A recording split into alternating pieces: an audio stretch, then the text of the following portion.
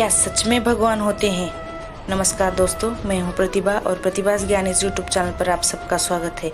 मैं आज आपको एक नई कहानी सुनाने वाली हूं जिसका टाइटल है मैं हूं। एक मेजर के नेतृत्व में 20 जवानों की एक टुकड़ी हिमालय के अपने रास्ते पर थी।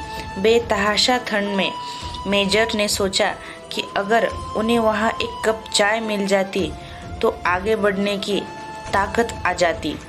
लेकिन रात का समय था, इसलिए आसपास कोई बस्ती नहीं थी।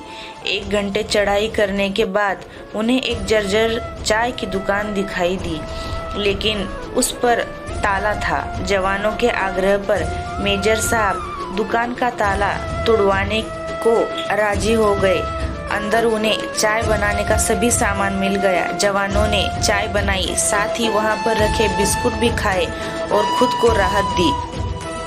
मेजर साहब ने पर्स में से 1000 रुपए निकाले और चीनी के डिब्बे में नीचे दबाकर रख दिए तथा दुकान का शटर ठीक से बंद करवाकर आगे बढ़ गए। 3 महीने की समाप्ति पर इस टुकड़ी के सभी 20 जवान सकुशल अपने मेजर के नेतृत्व में उसी रास्ते से वापस आ रहे थे। रास्ते में उसी चाय की दुकान को खुला देखकर वहां विश्राम करने के लिए रुक गए। उस दुकान का मालिक एक बूढ़ा चाय वाला था, जो एक साथ इतने सारे ग्राहक को देखकर बहुत ज्यादा खुश हो गया और उनके लिए चाय बनाने लगा।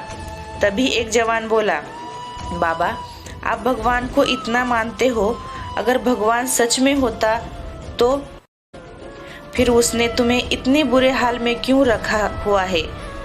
बाबा बोले, नहीं साहब, ऐसा नहीं बोलते भगवान के बारे में। भगवान तो सच में है, मैंने उसे देखा भी है।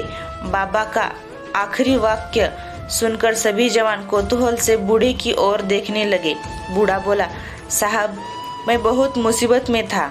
एक दिन इकलौते बेटे को आतंकवादियों ने मार पीट कर छोड़ दिया। मैं दुकान बंद करके उसे हॉस्पिटल ले गया।